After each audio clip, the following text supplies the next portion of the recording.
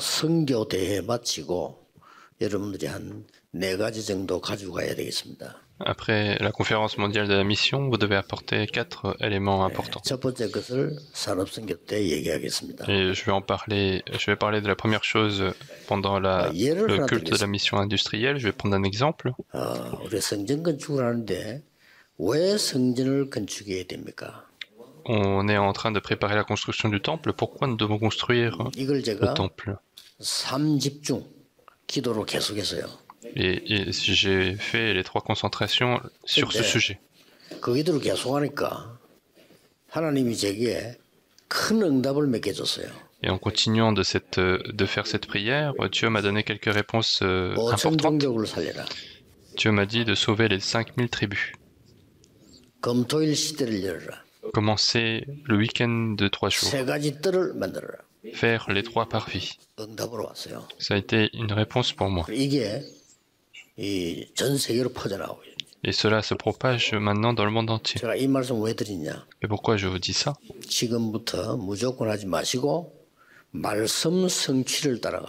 À partir de maintenant, ne faites pas sans condition, mais regardez l'accomplissement de la parole de Dieu. Vous êtes des personnes importantes. Vous ne devez pas faire des efforts partout.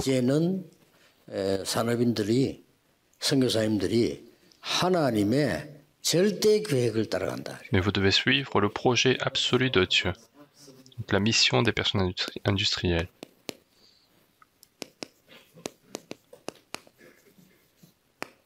C'est ça qui est important, suivre le projet absolu.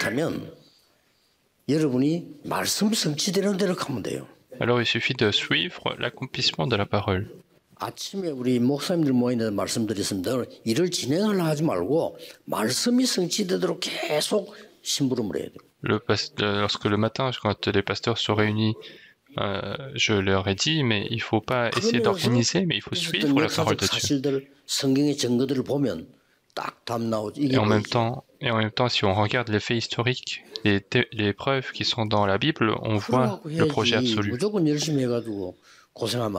C'est comme ça qu'il faut faire, il ne faut pas travailler en vain et on va souffrir à cause de ça.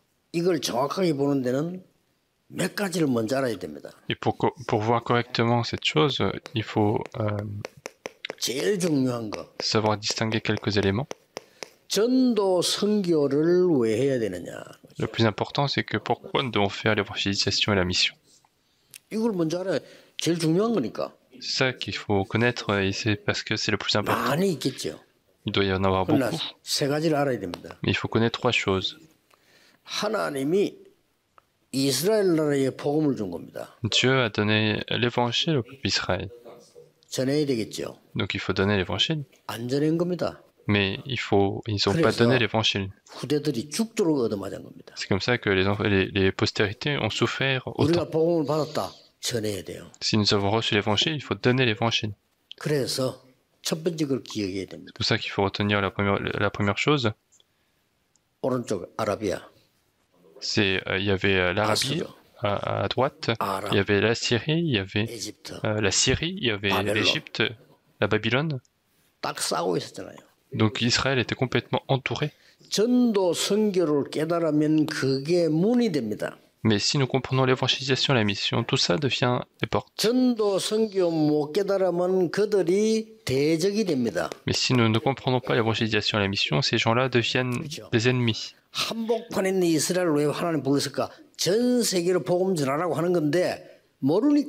Dieu a appelé Israël qui était complètement au milieu pour justement donner l'évangile partout dans le monde, mais ils étaient ignorants.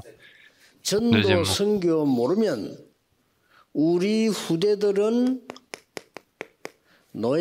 si nous ne connaissons pas l'évangélisation et la mission, nos postérités deviennent des esclaves. Déjà, ils sont esclaves de Satan et ils vont devenir captifs. Ils seront colonisés, ils seront réfugiés. Et troisièmement,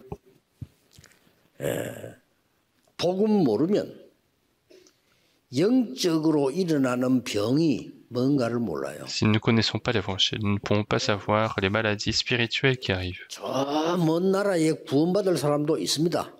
Dans ce pays lointain, il doit y avoir des personnes à sauver. 첫 번째 이유입니다. Ça, c'est la première raison de la mission. 그러나 그 지역에 빛을 발하지 않으면은 거기는 흑암이 전 세계로 번져요. Mais si nous ne sommes pas en train d'éclairer ce terrain, alors les ténèbres vont se propager partout dans le monde entier. 아주 영적인 전염병이에요. C'est une épidémie spirituelle. 그래서 예수님이 말씀하셨잖아요. C'est pour ça que Jésus l'a dit. 원하는 자들을 불렀다. Il a dit qu'il a appelé ceux qu'il a voulu. 함께하기 위해서 불렀다. Il les a appelés pour être avec eux, 전도하기 위해서 불렀다. pour aller prêcher. 영적 전염입니다. 귀신 내어주는 권세 주기에 불렀다. Également pour avoir le pouvoir de chasser les démons parce qu'il y a l'épidémie spirituelle. Donc il faut savoir. 그래서 전도 선교를 올바로 알아보는 거예요. Et donc il faut connaître correctement l'évangélisation et la mission. 전도 선교를 알면 모든 것이요 하나님이 준비하셨음을 보게 될 겁니다. Si nous connaissons l'évangélisation et la mission, vous allez voir que tout était la préparation de Dieu. 전체 시대를 봅시다. Et donc regardez le siècle entier. 애굽 시대입니다. Et regardons le siècle de l'Égypte. 이거 아는 사람이 한 명밖에 없었어요. Il y avait une seule personne qui connaissait ça. 전도, 선교, 세계복음화 해야 된다는 걸 아는 사람이 한 명밖에 없었는데 그 사람이 요셉이에요. Il n'y avait qu'une personne qui savait qu'il fallait faire l'évangélisation et la mission, et c'était Joseph à l'époque. 형들에게 얘기했어요. Il en a parlé aux frères. 별 내리쳐냈다. Il y a le soleil et la lune, les étoiles qui sont couchés devant moi. 형들이 화를 냈어요. Et les frères se sont énervés. 아버지 야곱은 마음에 두었더라. Mais le père Jacob avait laissé ceci dans son cœur. 어떤 일이 벌어졌습니까? Qu'est-ce qui s'est passé après? 하나님의 놀라운 역사 시작됩니다. De grandes œuvres de Dieu commencent. 전도 선교 하는 게 중요한 게 맞지만은 뭔가인지 알아야 돼요. C'est important de faire l'évangélisation et la mission, mais il faut savoir ce que c'est 이 aussi. 복음을 안 전하면 영적 전염병이 도는데 어떻게 도는 줄 아십니까? Si nous ne donnons pas cet évangile de salut, ça va se tourner. Et comment ça va se tourner?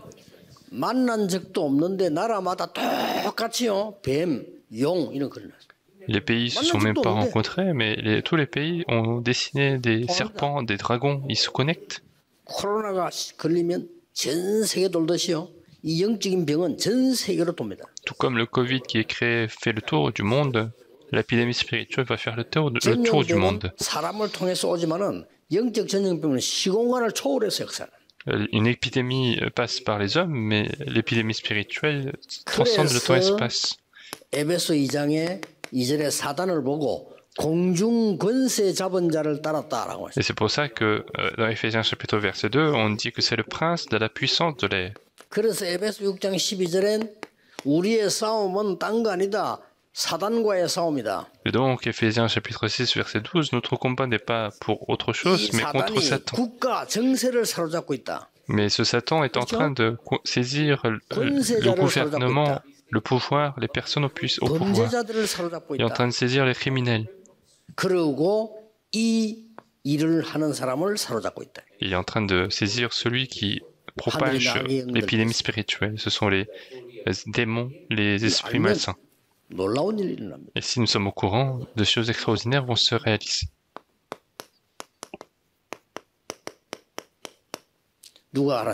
Qui est-ce qui a su également? C'était Jochebed. Et puis Moïse l'a su. 여러분 전도 선교가 뭔지 알고 언약 잡으면요. 그때부터 뭐가 나오느냐? 하나님이 준비해서 나와. Et donc, si vous savez ce que c'est que l'évangélisation et la mission et aussi d'ici l'alliance de Dieu, vous allez voir la préparation de Dieu. C'est cette bénédiction que les personnels industriels doivent recevoir. Ne voyez-vous pas? Moi, je vois énormément de réponses dans ce genre. Dieu va choisir ce Joseph comme gouverneur. C'est pas pour dire qu'il a réussi, mais en fait, en regardant la préparation de Dieu, il a vu...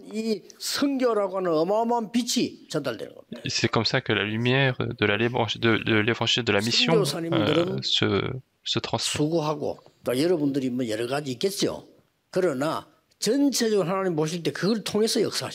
Les missionnaires travaillent également et ils sont en train de bien travailler, bien sûr, mais en fait Dieu agit à travers tout cela.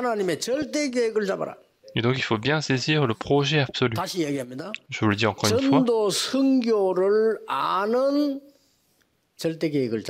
Il faut saisir le projet absolu dans la connaissance de l'évangélisation et la mission. Alors Dieu va travailler. Des choses inimaginables se sont produites en Égypte. Alors qu'il n'y avait aucun arrière-plan, il y avait une femme qui a compris l'arrière-plan, c'était la prostituée Rahab. Elle a compris ceci.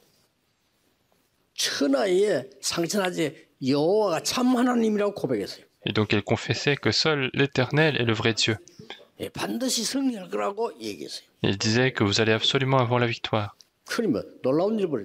Et c'est comme ça que des choses incroyables se réalisent et cette femme va entrer en Israël. Elle va se marier.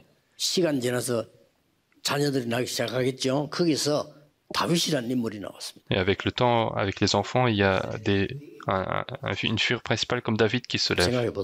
Donc imaginez tout cela.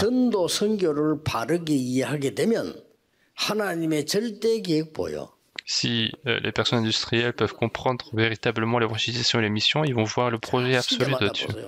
Regardez à chaque siècle. Regardez le temps des Philistins.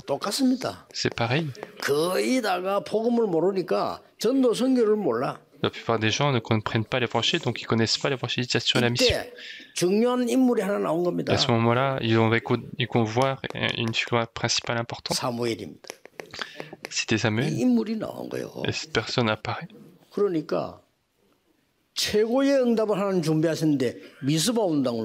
Et Dieu a préparé la meilleure réponse et c'était le mouvement de Mispa. Et tant que Samuel était en vie, il n'y a pas eu de guerre.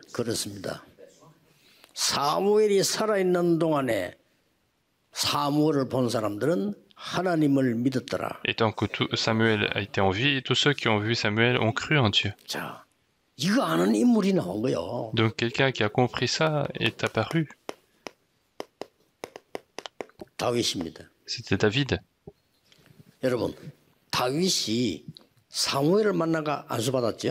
David a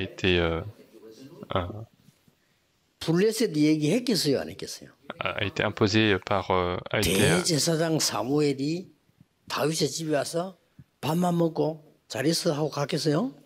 été imposé de Samuel. Et est-ce qu'il est juste parti sans parler de l'alliance?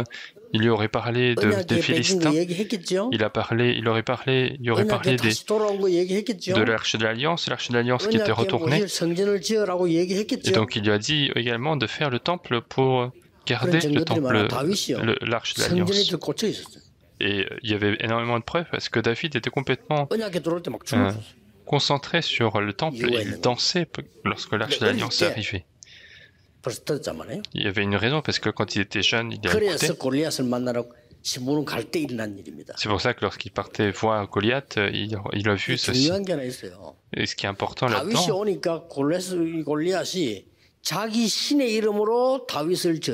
c'est que lorsque Goliath était venu, Goliath l'a maudit au nom de ses propres dieux.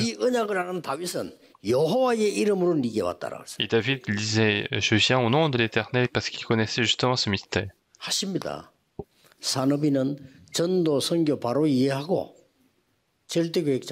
Donc les personnes industrielles doivent comprendre véritablement l'évangélisation et la mission, saisir le projet absolu de Dieu. Vous devez savoir quelle réponse est arrivée.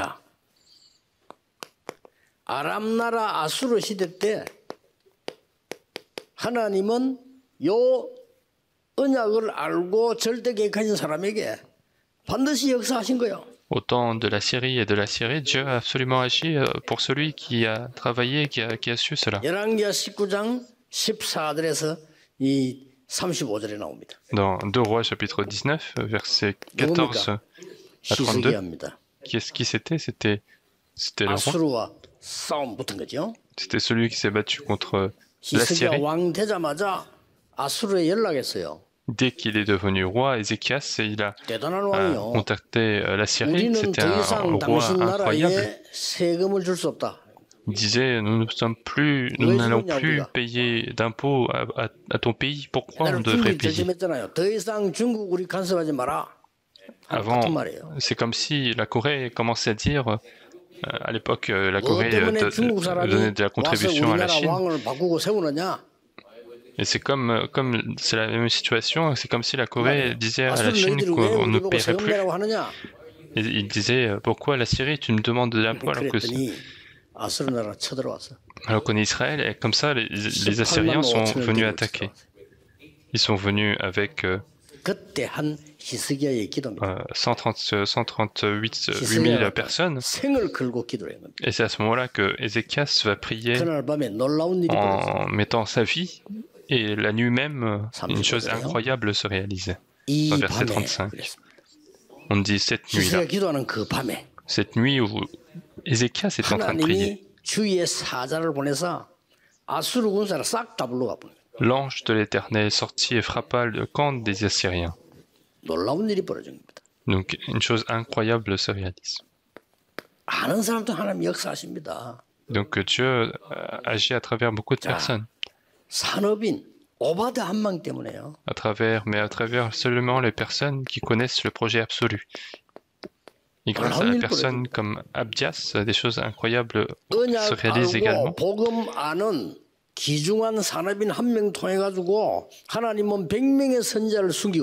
Grâce à une personne d'Israël qui connaît l'alliance de Dieu, qui connaît le projet de Dieu, Dieu va pouvoir cacher les 100 prophètes.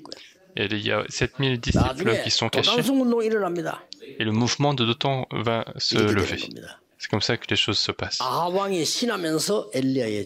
Abdias était à la fois fonctionnaire d'Achab, mais disciple d'Élie. Et regardez, l'histoire, c'est la même chose. Encore une fois, ils n'ont pas compris, ils sont devenus captifs de Babylone. Et ils continuent de perdre l'évangile. C'est bizarre.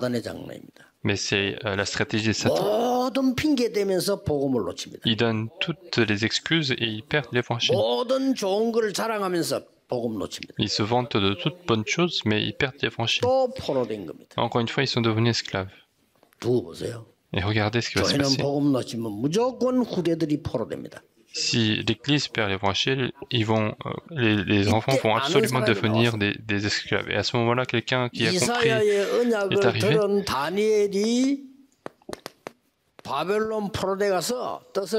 C'est Daniel qui a écouté l'alliance d'Ésaïe est parti à Babylone. Il a fixé ses feux. Sadrach, Meshach et Abednego avaient compris cela. Ils ont complètement fixé leur feu. De grandes œuvres se sont réalisées à travers eux. Esther est arrivée pour faire ça. Il y a la caractéristique de ces trois personnes.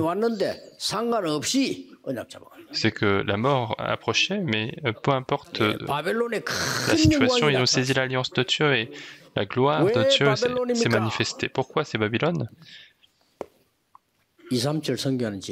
C'est là où on fait la mission des 237 nations, donc il faut absolument comprendre. Pourquoi c'est l'Égypte? Parce que c'est là où il y a les 237 nations. Donc c'est très simple. Pourquoi ils sont devenus colonie de Rome? La seule interprétation, c'est celle-ci. C'est que c'est là-bas qu'il y a les 237 nations, 5000 tribus. Et donc, évidemment, Dieu les envoie.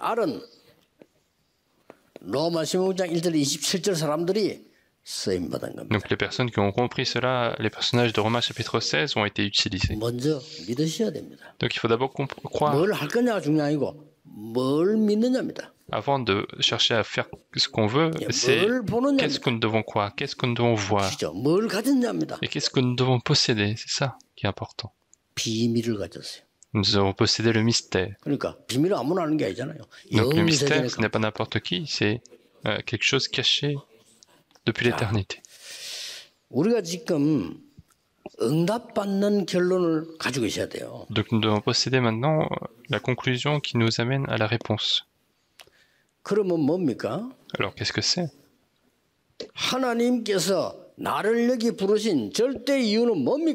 Quelle est la raison absolue pour laquelle Dieu m'a envoyé à ce lieu? Il faut que Il faut que les personnes industrielles se posent la question. Quelle est la raison pour laquelle je suis devenu responsable de l'Église? Il faut continuer de poser la question.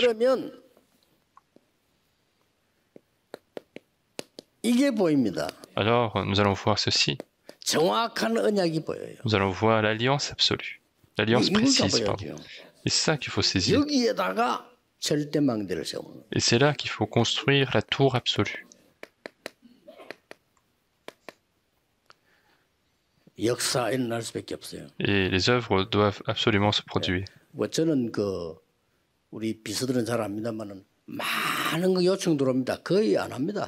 Il y a mes secrétaires qui sont au courant, mais moi j'ai énormément de demandes qui arrivent quotidiennement et moi je les fais jamais.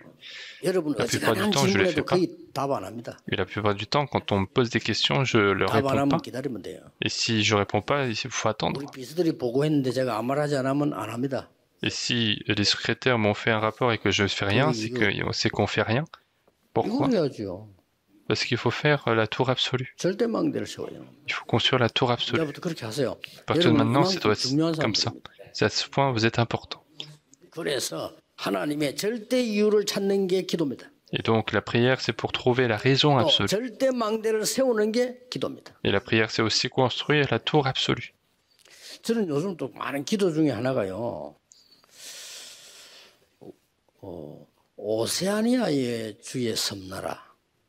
Et les sujets de prière dans mes prières,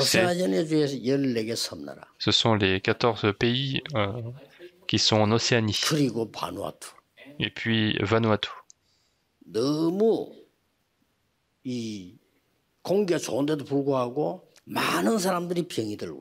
Alors que c'est un très bon environnement, mais il y a beaucoup de gens qui sont malades.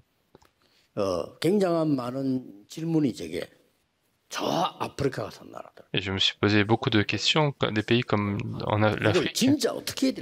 Et comment devons-nous faire la mission là-bas? Je suis en train de prier pour ça.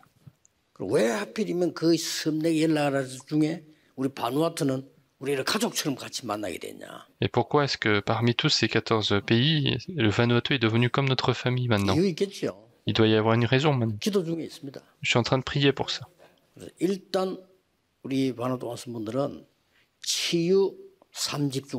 Et déjà, ceux qui viennent de Vanuatu, vous devez faire les 3 concentrations de la guérison.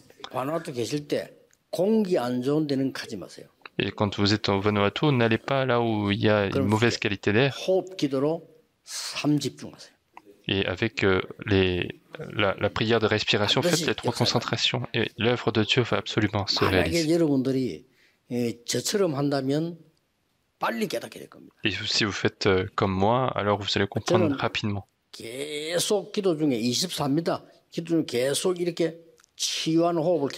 Moi, c'est 24 heures sur 24. Je continue de faire la respiration pour guérir. Surtout le matin, quand je me lève, je fais plusieurs heures, même en venant en voiture. Alors, je peux me réjouir de beaucoup de réponses, beaucoup de force. Et puis la nuit, je prépare les messages à tel point que je n'ai pas le temps de dormir. Et puis, dans la journée, tout est la réponse de Dieu. Donc, faites les 3 concentrations. Et on ne sait pas ce que Dieu va faire.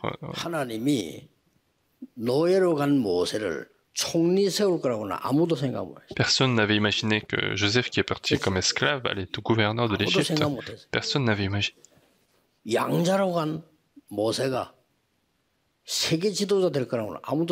Personne n'avait imaginé que Moïse, qui est parti comme fils adopté, allait devenir leader mondial. Donc c'est la méthode de Dieu, il faut absolument comprendre. Donc les pasteurs, ne vous précipitez pas, mais il faut que la parole agisse. Nous allons prier. La grâce de notre Seigneur Jésus-Christ, qui est le roi des rois, et l'amour infini de Dieu, notre Père, et l'œuvre puissante de notre Saint-Esprit